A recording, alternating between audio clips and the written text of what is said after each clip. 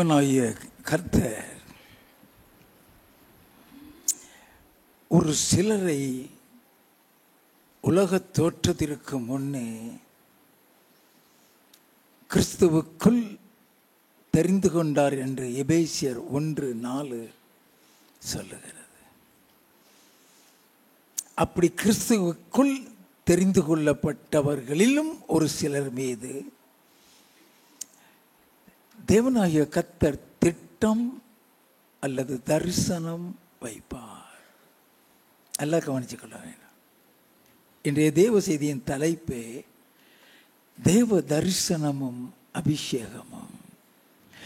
என்ன திட்டம் வைக்கிறாரோ, என்ன தரிசனம் வைக்கிறாரோ அதற்கு ஏற்ற அபிஷேகத்தை கொடுத்திருப்பார். No one knows the value of the anointing of God. நல்லாக தெரிந்து கொள்ள வேண்டும். யாருக்குமே தெரியாது கர்த்தர் எப்படிப்பட்ட அபிஷேகம் கொடுத்திருக்கிறாரு, அந்த அபிஷேகத்தினுடைய வேல்யூ என்ன தெரியாது.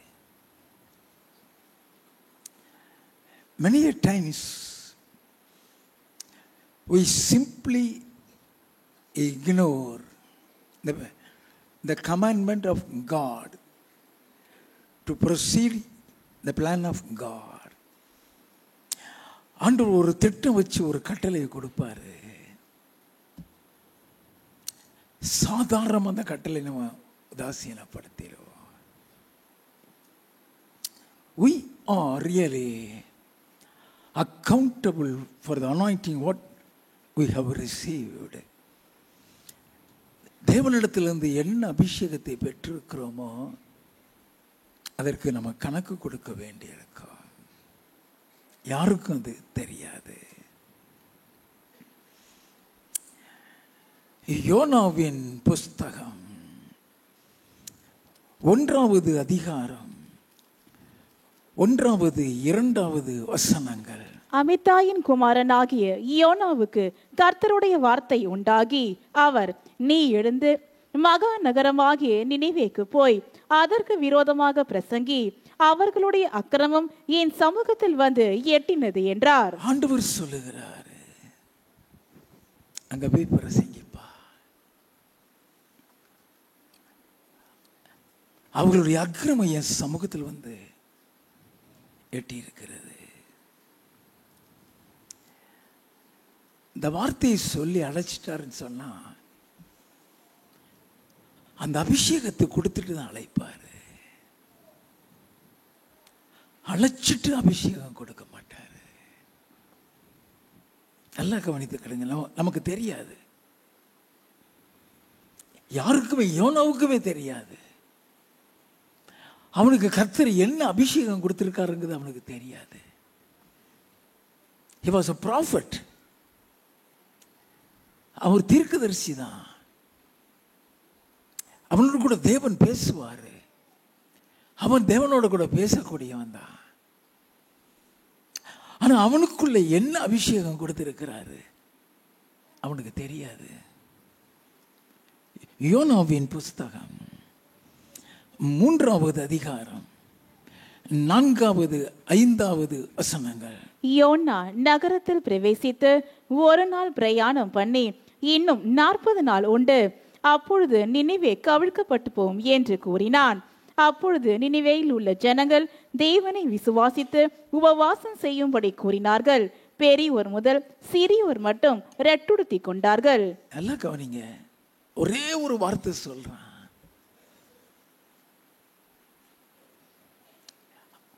அவ்வளவு பேரும் ரெட்டுடுத்திட்டான். He never knew the value of that anointing. இன்னும் 40 நாள் உண்டு, நினிவே கவிழ்க்கப்பட்டு போகும். நான் அடிக்கடி சொல்வேன், God is not a God of destruction, He is a God of construction. அவர் அழிக்கிற ஒரு தேவன் அல்ல, உருவாக்குகிற தேவன். When he cautions a person for destruction, அழிக்கணும்னு சொல்லி ஒருத்தனை எச்சரிக்கும் பொழுது அவங்க மனம் திரும்பிட்டாங்கன்னா மனம் மாறி விடுவார். Is a God of repentance. மனம் திரும்புதலின் கர்த்தர் அவர்.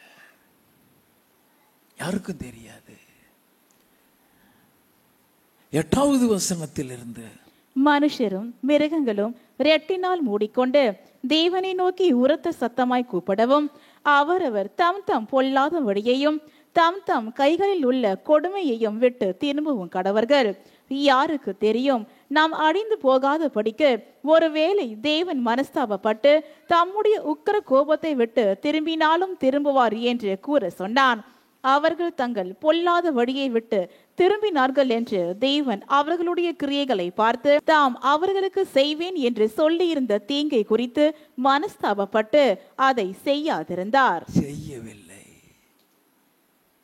எத்தனை பேர் அந்த ஒரே ஒரு வார்த்தையில தப்பிச்சவங்க எத்தனை பேர் தெரியுமா? 4வது அதிகாரம் 11வது வசனம்.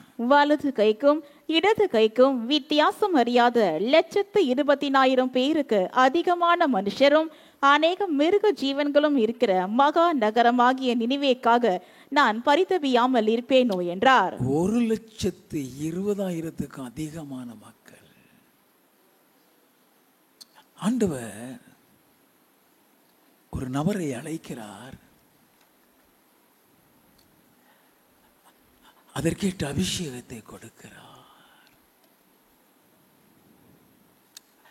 அவங்களுக்குள்ள என்ன அபிஷேகம் இருக்குங்கிறது அவங்களுக்கு தெரியாது.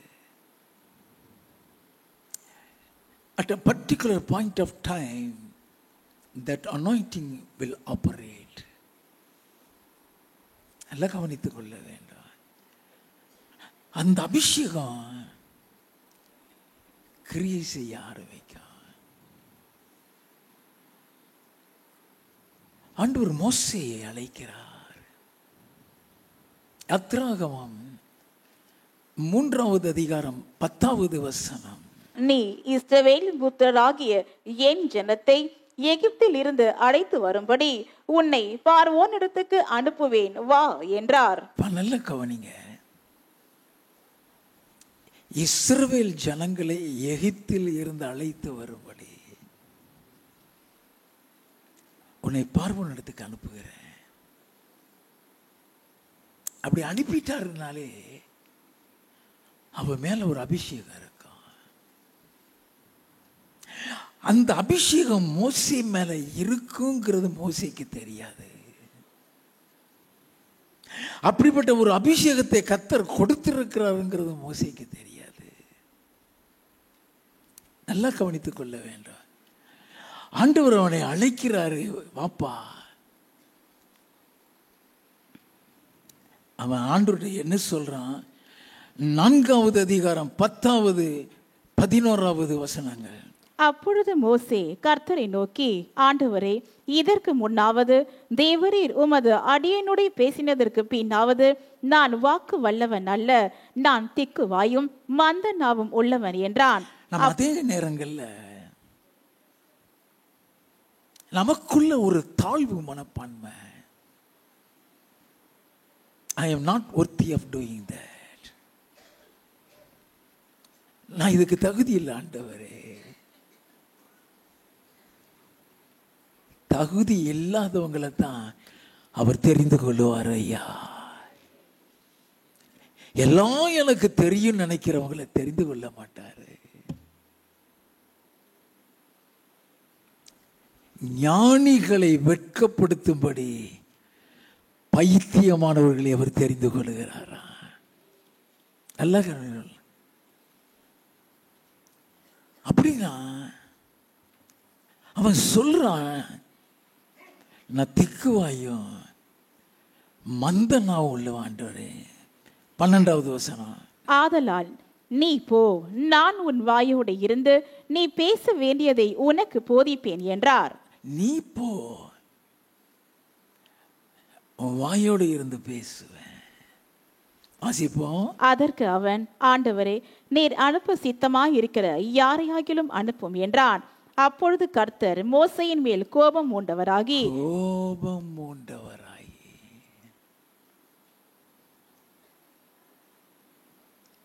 நல்லா கவனிக்க வேண்டாம்.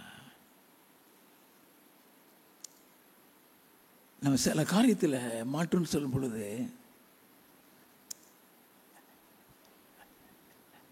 அந்த பர்டிகுலர் காரியத்துக்கு ஆளை மாத்திடுவார்.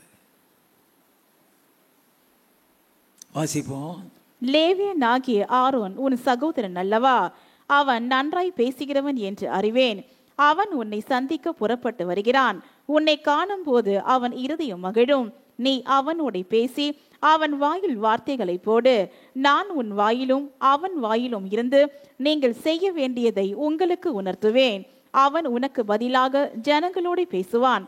அவன் உனக்கு பதிலாக. ஆனா மோசேக்கு கொடுக்கப்பட்ட அபிஷேகம் எப்படிப்பட்ட அபிஷேகம் யாருக்காவது தெரியுமா? அவனுக்கே தெரியாது. மக்களை எகிப்தில் இருந்து வெளியில கொண்டு வரணும் தான் நினைச்சிட்டான். God's plan and purpose or the vision of God upon a person is beyond our comprehension. ஒரு மனுஷன் மீது தேவன் ஒரு திட்டம் அல்லது ஒரு தரிசனம் வைக்கிறாருன்னா அது நம்முடைய அறிவுக்கு அப்பாற்பட்டதை வைப்பாரு. ஏன்னா செய்கிறது, அந்த தரிசனத்தில் நடத்துறது, அந்த தரிசனத்தின்படி செயல்படுத்துற எல்லாமே அவர் தான், நம்ம கிடையாது. When God has called you for a purpose, for a plan, the Lord will give you such an anointing. அந்த அபிஷேகத்தை கொடுப்பார். மோசேக்கு என்ன அபிஷேகம் இருக்குன்னு அவனுக்கு தெரியாதுயா. இஸ்ரவேல் மக்களை வெளியே கொண்டு வந்துட்டான். அங்க அற்புதம் அடையாளங்கள்லாம் செஞ்சு வந்தான். அங்க அற்புதம் அடையாளம் செஞ்சுட்டு வெளியில கொண்டு வர்றான். சிவந்த சமுத்திரத்துக்கு முன்னால் வந்து நிற்கிறான். பார்வோன் பலத்த சேனையோட வருகிறான். ஜனங்கள் எல்லாம் மோசேயை திட்டுறானுங்க.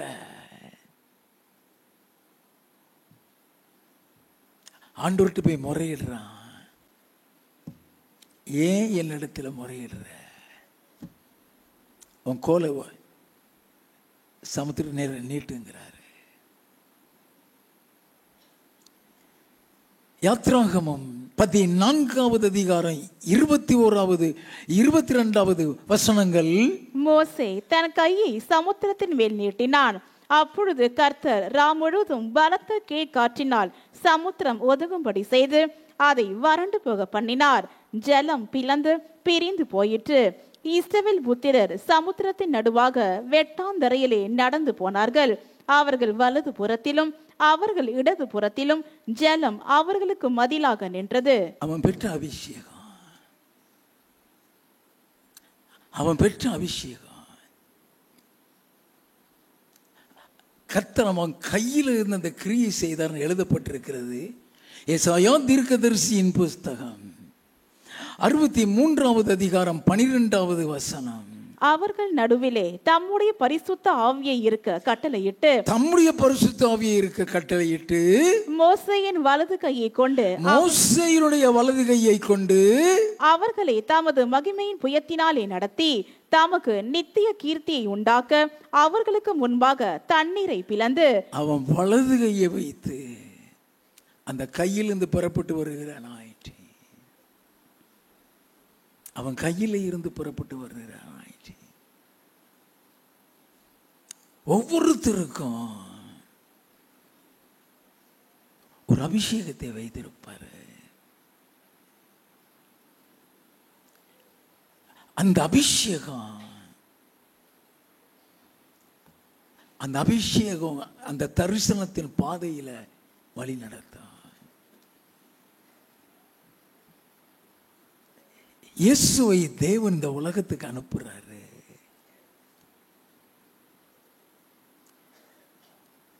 அவருக்கு கொடுக்கப்பட்ட அபிஷேகங்கிறது அளவில்லாத ஒரு அபிஷேகத்தை கொடுத்திருந்தாராம். தேவனாகிய கர்த்தர் இயேசுவின் மீது வைத்த திட்டம், தரிசனம் என்ன வச்சாரோ அதற்கேற்ற அபிஷேகம், தரிசனத்தின் அபிஷேகம். அது நம்ம மேல ஒரு திட்டம் வைப்பாரு.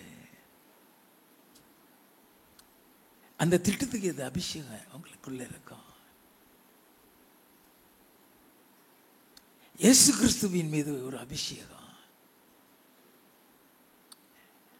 அவரை குறித்து என்ன திட்டத்தோடு இந்த உலகத்துக்கு அனுப்பினாரோ அத்தனை திட்டங்களையும் நிறைவேற்றக்கூடிய ஒரு அபிஷேகத்தை அவருக்கு கொடுத்து தாங்க அனுப்புறாரு. அப்ப இயேசு கிறிஸ்து வந்த நோக்கம் என்ன? மத்தேயு எழுதின சுவிசேஷம் 1வது அதிகாரம் 21வது வசனம். அவள் ஒரு குமாரனை பெறுவாள், அவருக்கு இயேசு என்று பெயரிடுவாயாக, ஏனெனில் அவர் தமது ஜனங்களின் பாவங்களை நீக்கி அவர்களை ரட்சிப்பார் என்றான். ஜனங்களின் பாவங்களை நீக்கி அவர்களை ரட்சிப்பார்னா அவருடைய அபிஷேகம் மனம் திரும்புதலை கொண்டு வரக்கூடியது. மத்தேயு 4வது அதிகாரம் 15 முதல் 17 வரை. இருளில் இருக்கும் ஜனங்கள் பெரிய வெளிச்சத்தை கண்டார்கள், மரண இருளின் திசையில் இருக்கிறவர்களுக்கு வெளிச்சம் உதித்தது என்று ஏசாயா தீர்க்கதரிசியினால் உரைக்கப்பட்டது நிறைவேறும்படி இப்படி நடந்தது. நல்லா கவனிக்க வேண்டும். இருளில் இருக்கிற ஜனங்களை வெளிச்சத்துக்கு கொண்டு வரக்கூடிய ஒரு அபிஷேகம். அடுத்த வசனம். அது முதல் இயேசு மனம் திரும்புங்கள், பரலோக ராஜ்யம் சமீபித்திருக்கிறது என்று பிரசங்கிக்க தொடங்கினார். அந்த ஒரு பிரசங்கத்திலேயே அநேகர் ரட்சிக்கப்படுவாங்க. அதற்கேற்ற அபிஷேகத்தோட கூட அனுப்புவார். லூக்கா 7வது அதிகாரம் 22வது வசனம். இயேசு அவர்களுக்கு பிரதியுத்தரமாக, நீங்கள் போய் கண்டவைகளையும் கேட்டவைகளையும் யோவானுக்கு அறிவியுங்கள். குருடர் பார்வை அடைகிறார்கள், சப்பானிகள் நடக்கிறார்கள், குஷ்ட ரோகிகள் சுத்தமாகிறார்கள், செவிடர் கேட்கிறார்கள், மரித்தோர் எழுந்திருக்கிறார்கள், தரித்திரருக்கு சுவிசேஷம் பிரசங்கிக்கப்படுகிறது. வருகிறவர் நீர்தானான்னு கேட்டதுக்கு தான் அந்த பதில சொல்றார்.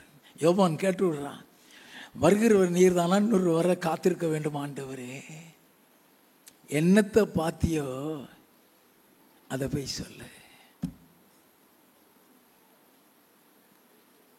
அதுதான் தரிசனம். ஆண்டவர் அனுப்பின நோக்கம், திட்டம் அதுதான். அதற்கேற்ற அபிஷேகத்தை கொடுத்து விடுகிறாரு. 1 யோவான் 3வது அதிகாரம் 8வது வசனம். பாவம் செய்கிறவன் பிசாசினால் உண்டாயிருக்கிறான், ஏனெனில் பிசாசானவன் ஆதி முதல் பாவம் செய்கிறான். பிசாசினுடைய கிரியைகளை அழிக்கும்படிக்கே தேவனுடைய குமாரன் வெளிப்பட்டார். நல்லா கவனிக்க வேண்டும். பிசாசினுடைய கிரியைகளை அழிக்கக்கூடிய ஒரு அபிஷேகம் அவருக்குள்ள. அப்ப அவர் வந்த நோக்கம், எந்த நோக்கத்துல தேவன் அனுப்பி இருக்கிறாரோ அந்த நோக்கத்துக்குரிய அபிஷேகம் அவன் மேல இருக்கும். நமக்கு தெரியாது அவர் என்ன கிரியை செய்யறான், தெரியாது.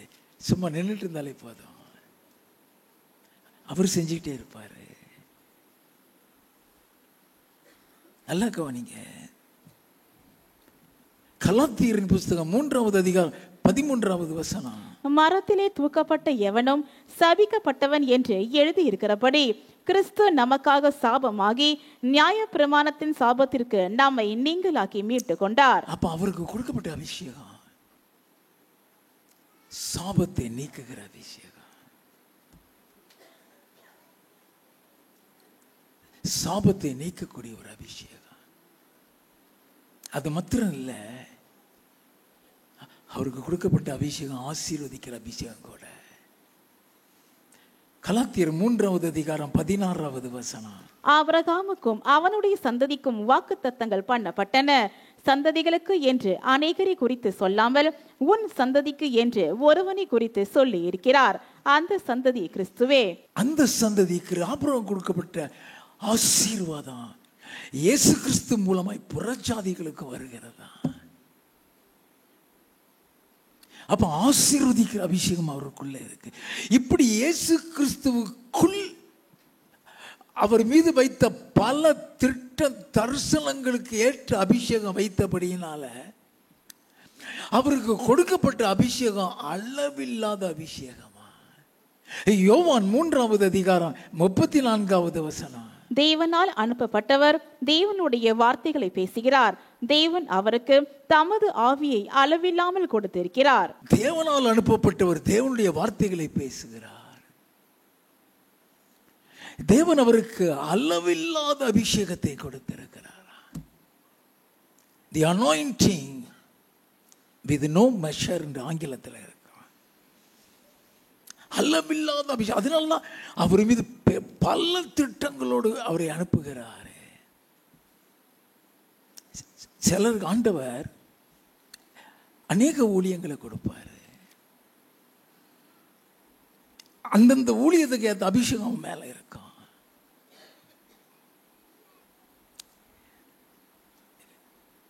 கர்த்தர் சுவிசேஷ ஊழியத்தை கொடுத்திருக்கிறார். எனக்கு விடுதலை ஊழியத்தை கொடுத்திருக்கிறார். மேய்ப்பனின் ஊழியத்தை கொடுத்திருக்கிறார். அப்படி வரும் பொழுது இந்த எல்லா அபிஷேகமும் மேல இருக்கும். ஒவ்வொருத்தருக்கும் உனக்கு என்ன கொடுத்த என்ன திட்டம் என்ன தரிசனம் வச்சிருக்கிறாரோ அந்த அபிஷேகம் இருக்கும். இயேசு கிறிஸ்துவுக்கு ஆண்டவர் கொடுத்த அபிஷேகத்தை தெரிந்து கொள்ள வேண்டும். அப்போஸ்தலர் 10:38 நசரேயனாகிய இயேசுவை தேவன் பரிசுத்த ஆவியினாலும் வல்லமையினாலும் அபிஷேகம் பண்ணினார். தேவன் அவருடனே கூட இருந்தபடியினாலே அவர் நன்மை செய்கிறவராயும் பிசாசின் வல்லமையில் அகப்பட்ட யாவரையும் குணமாக்குகிறவராயும் சுற்றி திரிந்தார். நன்மை செய்யக்கூடிய அபிஷேகம். ஒரு நபரை பிசாசினுடைய கரத்திலிருந்து நீ விடுதலை செஞ்சுட்டு நீ நன்மை செய்கிறாய், பரலோகத்தில் பலன் உண்டு. நல்லா கவனித்துக் கொள்ள. It's a sacrificial ministry. அவர்களை அர்ப்பணிச்சு வரும் பொழுதுதான் அந்த அபிஷேகத்தை கொடுப்பாரு. அப்ப இயேசு கிறிஸ்துவுக்கு கொடுக்கப்பட்ட அபிஷேகம் பிசாசின் பிடியில் இருக்கிறவங்களுக்கு விடுதலை செய்கிறது. மத்தேயு எழுதின சுவிசேஷம் 8:16 அஸ்தமனமான போது பிசாசு பிடித்திருந்த அநேகரை அவரிடத்தில் கொண்டு வந்தார்கள். அவர் அந்த ஆவிகளை தமது வார்த்தையினாலே துரத்தி பிணியாளிகள் எல்லாரையும் சொஸ்தமாக்கினார். பிசாசு பிடிச்சு அநேகரை கொண்டு வந்தாங்களா? தம்முடைய வார்த்தையினால் அவளை சுகப்படுத்துகிறார். லூக்கா 4:35-36 அதற்கு இயேசு, நீ பேசாமல் இவனை விட்டு புறப்பட்டு போ என்று பேசாமல் இவனை விட்டு புறப்பட்டு போ என்று அதை அதட்டினார். அப்பொழுது பிசாசு அவனை ஜனங்களின் நடுவே விட தள்ளி அவனுக்கு ஒரு சேதமும் செய்யாமல் அவனை விட்டு போய்விட்டது. எல்லாரும் ஆச்சரியப்பட்டு இது என்ன வார்த்தையோ என்ன வார்த்தையோ. மத்திய 8:16 வாஸ்தவே தம்முடைய வார்த்தைகளினால் சுகப்படுத்தினார், விடுதலை கொடுத்தார். இது என்ன வார்த்தையோ? அதிகாரத்தோடும் வல்லமையோடும் அசுத்த ஆவிகளுக்கும் கட்டளையிடுகிறார், அவைகள் புறப்பட்டு போகிறதே என்று ஒருவரோடொருவர் பேசிக் கொண்டார்கள். அது கேட்ட அபிஷேகம் இயேசுக்குள்ள. மார்க் 9:25-27 அப்பொழுது ஜனங்கள் கூட்டமாய் ஓடி வருகிறதை இயேசு கண்டு அந்த அசுத்த ஆவியை நோக்கி, ஊமையும் செவிடுமான ஆவியே, இவனை விட்டு புறப்பட்டு போ, இனி இவனுக்குள் போகாதே என்று நான் உனக்கு கட்டளையிடுகிறேன் என்று அதை அதட்டினார். அப்பொழுது அது சத்தமிட்டு அவனை மிகவும் அலைக்கழித்து புறப்பட்டு போயிற்று. அவன் செத்து போனான் என்று அநேகர் சொல்லத்தக்கதாக செத்தவன் போல கிடந்தான். இயேசு அவன் கையை பிடித்து அவனை தூக்கினார். உடனே அவன் எழுந்திருந்தான். அப்படிப்பட்ட ஒரு அபிஷேகம். மத்தேயு 12வது அதிகாரம் 28வது வசனம். நான் தேவனுடைய ஆவியினாலே பிசாசுகளை துரத்துகிறபடியால் தேவனுடைய ராஜ்யம் உங்களிடத்தில் வந்திருக்கிறதே. தேவனுடைய ஆவியினால் விரட்டுகிறேன். அதுக்குதான் அபிஷேகம். அதுக்குதான் அந்த அபிஷேகம் கொடுப்பாரு. நம்மளை குறித்து ஒரு திட்டம் வைப்பாரு, தரிசனம் வைப்பாரு, அதை கேட்டு அபிஷேகத்தை கொடுப்பாரு. கொடுத்துட்டாரா அந்த பாதையில நடத்துவாரு. எசாயா தீர்க்கதரிசியின் புஸ்தகம் 42வது அதிகாரம் 1 முதல் 3 வசனங்கள். இதோ நான் ஆதரிக்கிற என் தாசன், நான் தெரிந்து கொண்டவரும் என் ஆத்மாவுக்கு பிரியமானவரும் இவரே. என் ஆவியை அவன் மேல் அமர பண்ணினேன். அவர் புற ஜாதிகளுக்கு நியாயத்தை வெளிப்படுத்துவார். அவர் கூக்கலிடவும் மாட்டார், தம்முடைய சத்தத்தை உயர்த்தவும் அதை வீதியிலே கேட்க பண்ணவும் மாட்டார். அவர் நெறிந்த நாணலை முறியாமலும் மங்கி எரிகிற திரியை அணையாமலும் நியாயத்தை உண்மையாக வெளிப்படுத்துவார். நல்லா கவனிக்க வேண்டாம். சாக போகிற நிலைமையில இருக்கிறவங்களை கூட காப்பாத்துற அபிஷேகம். கொலைக்கு நியமிக்கப்பட்டவர்களை விடுதலையாக்குற அபிஷேகம். அதான் நெறிந்த நாளிலே முறிக்காமலும் மங்கி எறிகிற திரியை அணைக்க, அது கேட்ட அபிஷேகம். அது யோவான் எழுதின சுவிசேஷம் 8வது அதிகாரம் 3வது வசனத்தில் இருந்து. அப்பொழுது விபச்சாரத்திலே கண்டுபிடிக்கப்பட்ட ஒரு ஸ்திரீயை வேத பாரகரும் பரிசேயரும் அவரிடத்தில் கொண்டு வந்து அவளை நடுவே நிறுத்தி, போதகரே, இந்த ஸ்திரீ விபச்சாரத்தில் கையும் மெய்யுமாய் பிடிக்கப்பட்டார். இப்படிப்பட்டவர்களை கல்லெறிந்து கொள்ள வேண்டும் என்று மோசே நியாயப்பிரமாணத்தில் நமக்கு கட்டளையிட்டு இருக்கிறாரே, நீர் என்ன சொல்லுகிறீர் என்றார்கள். இப்ப அவ கல்லெறிஞ்சு சாகணும். இப்ப இந்த திரி மங்கி எரிஞ்சிட்டு இருக்கு, அணைய போகுது. மங்கி எரிகிற திரியை அணைக்காமலும்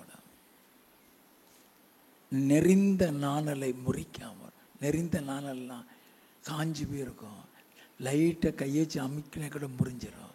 முறிக்காமலும் இந்த சாவுக்கு ஒப்பு கொடுத்தாச்சு. நீர் என்ன சொல்லுகிறீர்? 7வது வசனம். அவர்கள் ஓயாமல் அவரை கேட்டுக்கொண்டிருக்கையில் அவர் நிமிர்ந்து பார்த்து, உங்களில் பாவம் இல்லாதவன் இவள் மேல் முதலாவது கல்லெறிய கடவன் என்று சொல்லி, கவனிங்க, உங்களை பாவம் இல்லாத கல்லெறி. ஒருத்தன் கூட அங்க நிக்கல, எல்லாரும் போயிட்டான். 9வது வசனத்திலிருந்து.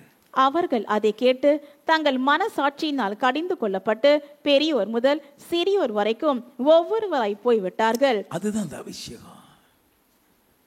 குற்றப்படுத்தினவெல்லாம் காணாம போயிட்டான். வாசிப்போம். இயேசு தனித்திருந்தார். அந்த ஸ்திரீ நடுவே நின்றாள். இயேசு நிமிர்ந்து அந்த ஸ்திரீயை தவிர வேறொருவரையும் காணாமல், ஸ்திரீயே, உன்மேல் குற்றம் சாட்டினவர்கள் எங்கே? ஒருவனாகிலும் உன்னை ஆக்கினைக்குள்ளாக தீர்க்கவில்லையா என்றார். அதற்கு அவள், இல்லை ஆண்டவரே என்றாள்.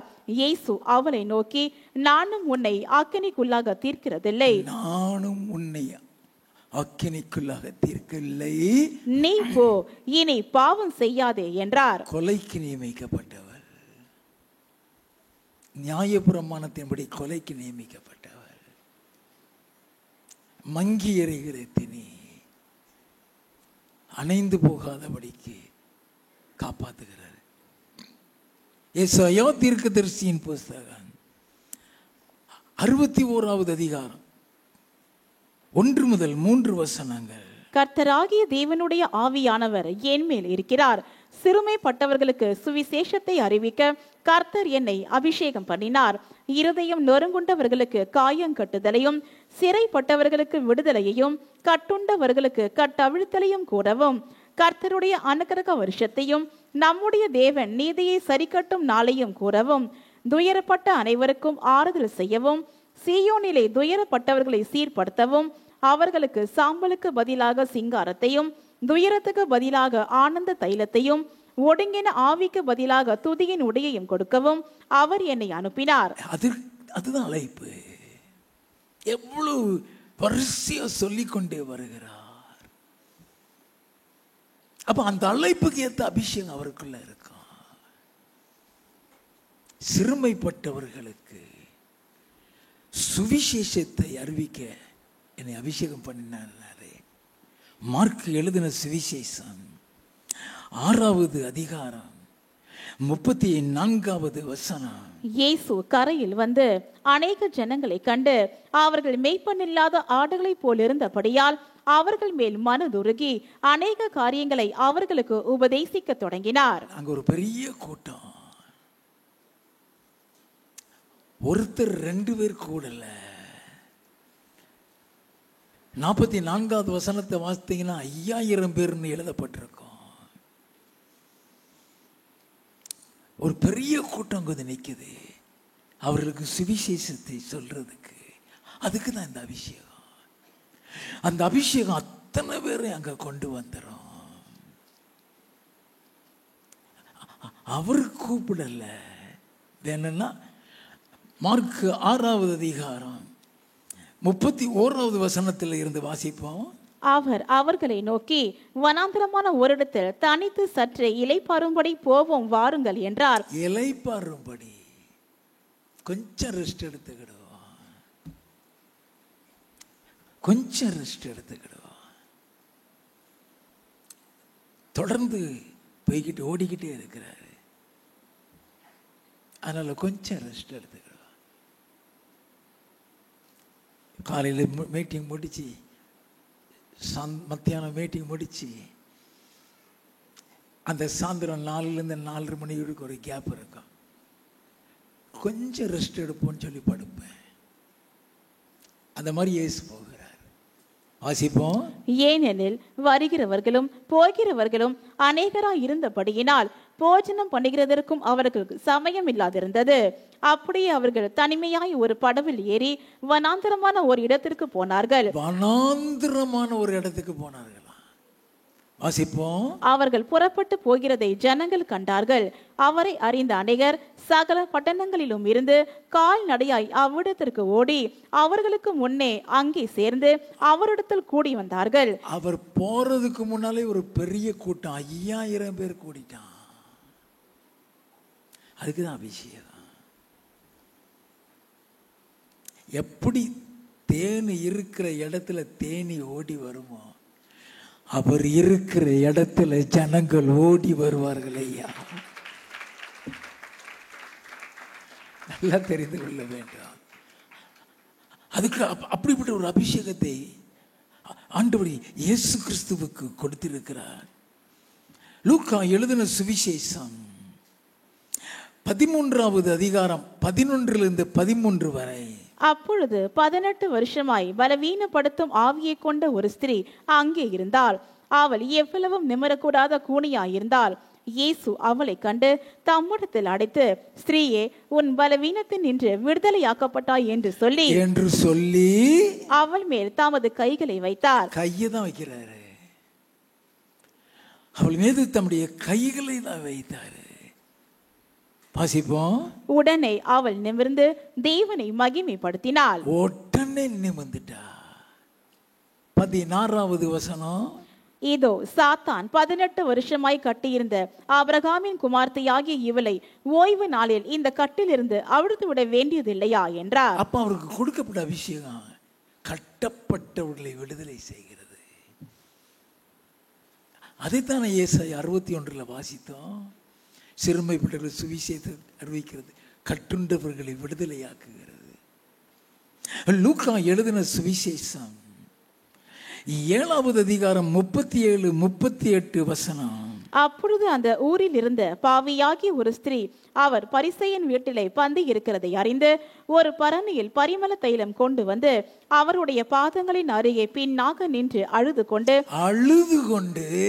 அவருடைய பாதங்களை தன் கண்ணீரினால் நனைத்து இருதயம் நொறுங்கி வந்து நிற்கிறார். இருதயம் உடைஞ்சி வந்து நிற்கிறா. இருதயம் நொறுங்குண்டவர்களை காயம் கட்டுகிற விஷயம் அது. ஆண்டவர் என்ன செஞ்சாராம்? 48வது வசனம், அவளை நோக்கி உன் பாவங்கள் மன்னிக்கப்பட்டது என்றார். அவளை பார்த்து சொல்ல, உன் பாவங்கள் உனக்கு மன்னிக்கப்பட்டது. 50வது வசனம், அவர் ஸ்திரீயை நோக்கி உன் விசுவாசம் உன்னை ரட்சித்தது, சமாதானத்தோட போ என்றார். சமாதானத்தோட அந்த காயம் கட்டுது. அவளுடைய இருதய வேதனை, அவளுடைய கண்ணீர் எல்லாம் அவளை விட்டு போயிடுச்சு. அவ பாவங்கள் மன்னிக்கப்பட்டது. யோவான் எழுதின சுவிசேஷம் 5வது அதிகாரம் 5வது வசனம், 38 வருஷம் வியாதி கொண்டிருந்த ஒரு மனுஷன் அங்கே இருந்தான். 38 வருஷம் நடக்க முடியாதவன், 38 வருஷம் நடக்க முடியாதவன். 8வது 9வது வசனம், இயேசு அவனை நோக்கி எழுந்திரு, உன் படுக்கையை எடுத்துக்கொண்டு நட என்றார். உடனே அந்த மனுஷன் சொஸ்தமாகி தன் படுக்கையை எடுத்துக்கொண்டு நடந்து போனான். நடக்க முடியாதவனை நடக்க வைக்கிறாரு. 14வது வசனம், அதற்கு பின்பு இயேசு அவனை தேவாலயத்திலே கண்டு, இதோ நீ சொஸ்தமானாய், அதிக கேடானதொன்றும் உனக்கு வராதபடி இனி பாவம் செய்யாதே என்றார். இனி பாவம் செய்யாதே. The purpose of healing, இனி பாவம் செய்யாதே. அதுதான் சுவிசேஷம். அதுதான் சுவிசேஷம். இனி பாவம் செய்யாத. விபச்சார ஸ்திரீட்டு அதுதான் சொன்ன, நானும் உன்னை ஆக்கினைக்குள்ள தீர்க்கிறேன், இனி பாவம் செய்யாத. நல்லா கவனிக்க வேண்டும். அவருக்கு கொடுக்கப்பட்ட அபிஷேகம், தி அனாயிண்டிங் ஆஃப் கம்பேஷன், மனதுருக்கத்தின் அபிஷேகம்.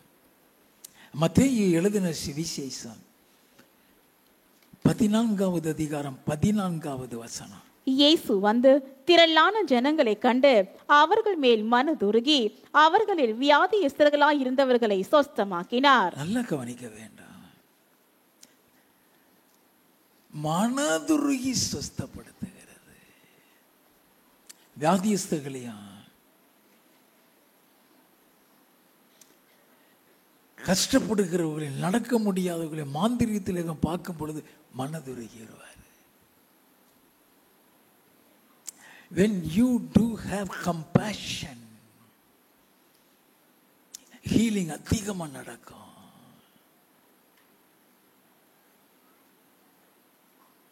ஆண்டவருடைய சமூகத்தில் போய் அழணும்.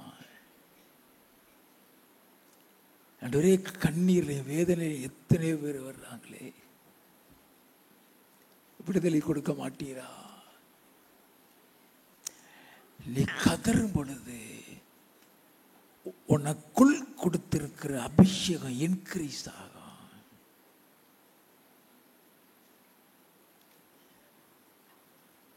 எப்பொழுதுமே the anointing will increase.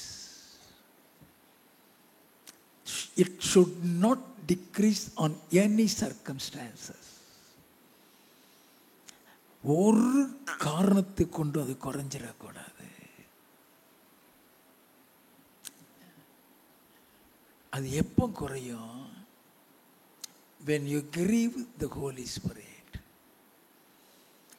ஆவியானவரை நீ எப்பொழுது துக்கப்படுத்துகிறியோ அப்பொழுது அது குறையும். உடனே உன்னை சரி பண்ண வேண்டும். எதிர்பார்த்து நீ சரி பண்ணும்போது பழைய லெவலுக்கு அது வரும். It has to be increased. அந்த அபிஷேகம் அதிகரிக்கணும். அப்படின்னா நீ எவ்வளவு ஓடுறன்னு சொல்லி ஆண்டவர் பார்க்க மாட்டாரு. நீ எவ்வளவு ஆண்டவருக்காக கடினமா உழைக்கிறன்னு சொல்லி பார்க்க மாட்டாரு. நீ எவ்வளவு அன்பு செலுத்துகிறன்னு பார்ப்பாரியா? வியாதியஸ்தர்கள் மீது, மாந்திரியத்தில் சூனியத்தில் பாதிக்கப்பட்டவர்கள் மீது நடக்க முடியாமல் வருகிறவர்கள் மீது எந்த அளவுக்கு மனதுருகுகிறாய், எந்த அளவுக்கு அன்பு காட்டுகிறாய், அதை தான் பார்ப்பாரு ஆண்டவர், அதை பார்ப்பாரு. அதனாலதான் திரளான ஜனங்களை கண்டு மனதுருகி, ஒரு குஷ்டரோகி வந்து நிக்கிறான் அவர்கிட்ட, அவர் அருவருப்பு படல, மனதுருகிறாரா.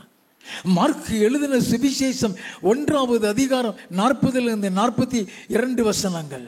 அப்பொழுது குஷ்டரோகி ஒருவன் அவரிடத்தில் வந்து அவர் முன்பாக முழங்கால் படியிட்டு, உமக்கு சித்தமானால் என்னை சுத்தமாக்க உம்மால் ஆகும் என்று வேண்டிக் கொண்டான்.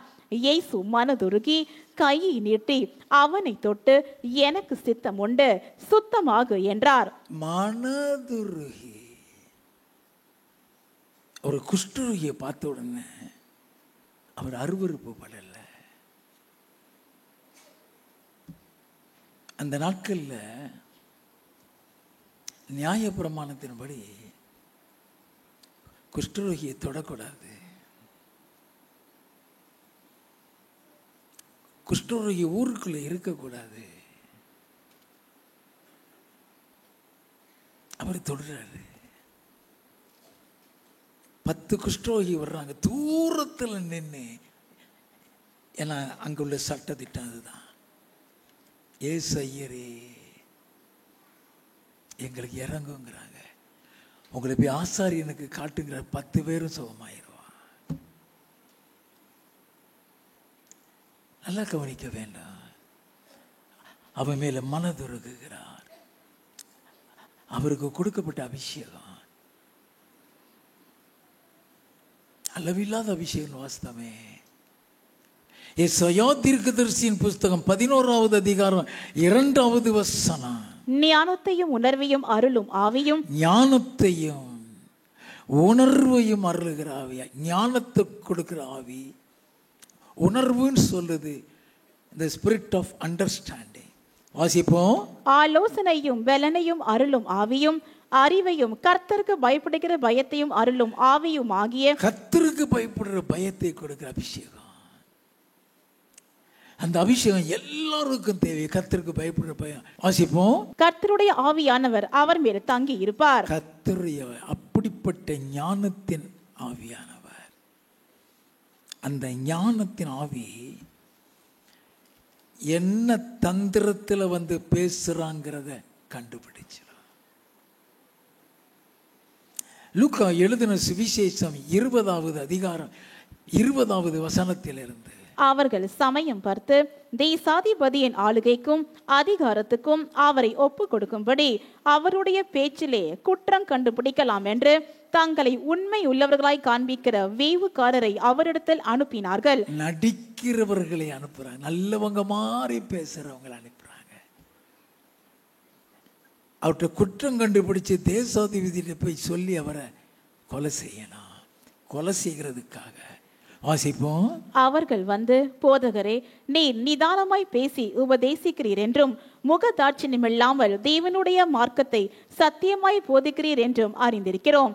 ராயனுக்கு வரி கொடுக்கிறது நியாயமோ அல்லவோ, எங்களுக்கு சொல்லும் என்று கேட்டார்கள். அவர்களுடைய தந்திரத்தை அவர் அறிந்து, அதான் ஞானம். அவருடைய தந்திரத்தை அவர் அறிந்து, நீங்கள் என்னை ஏன் சோதிக்கிறீர்கள்? ஒரு பணத்தை எனக்கு காண்பியுங்கள், இதில் இருக்கிற சொரூபமும் மேலெழுத்தும் யாருடையது என்று கேட்டார். அதற்கு அவர்கள் ராயனுடையது என்றார்கள். அதற்கு அவர், அப்படியானால் ராயனுடையதை ராயனுக்கும் தேவனுடையதை தேவனுக்கும் செலுத்துங்கள் என்றார். அவர்கள் அவரை ஜனங்களுக்கு முன்பாக பேச்சிலே குற்றம் பிடிக்க கூடாமல் அவர் சொன்ன உத்தரவை குறித்து ஆச்சரியப்பட்டு மௌனமாயிருந்தார்கள். வாய் பேச முடியாமாயிட்டாங்க. நல்லா கவனிங்க. உன்னை எந்த அழைப்புல வச்சிருக்கிறாரோ அந்த அழைப்புக்கு ஏற்ற அபிஷேகம் உனக்கு இருக்கும். அந்த அழைப்பின்படி, அந்த தரிசனத்தின்படி உன்னை அவரே கொண்டு செல்வாரு. நீ எந்த தரிசனத்தையும் தேடி போக வேண்டாம். தரிசனத்தின் பாதையில் அவர் நடத்துவார்.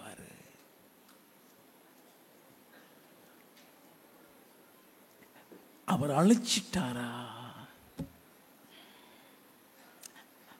அழைச்சதுக்கு அப்புறம் சாக்கு போக்கு சொல்ல முடியாது. சாக்கு போக்கு சொன்னா என்ன நடக்குங்கிறத அடுத்த ஞாயிற்றுக்கிழமை எடுப்பேன். அல்லேலூயா.